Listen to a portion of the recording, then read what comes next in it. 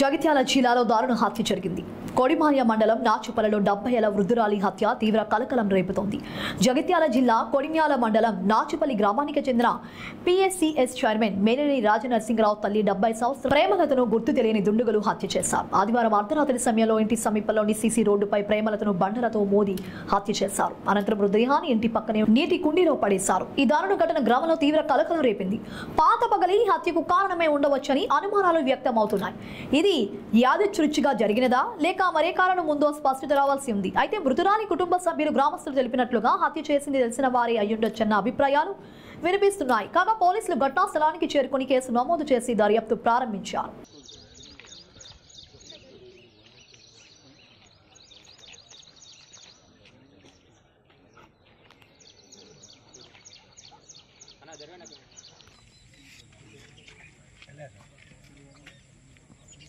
దేశ గారు వచ్చినాక నడిచేది అటు ఇటు సార్ వాళ్ళతో మాట్లాడేది. ఇది మన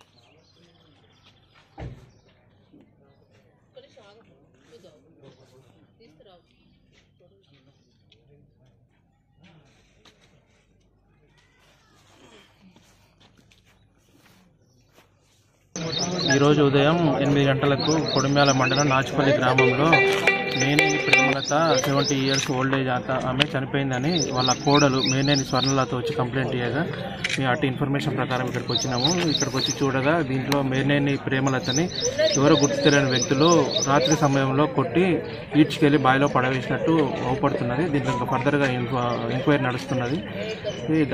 తర్వాత విషయాలు తర్వాత తెలియజేస్తాం.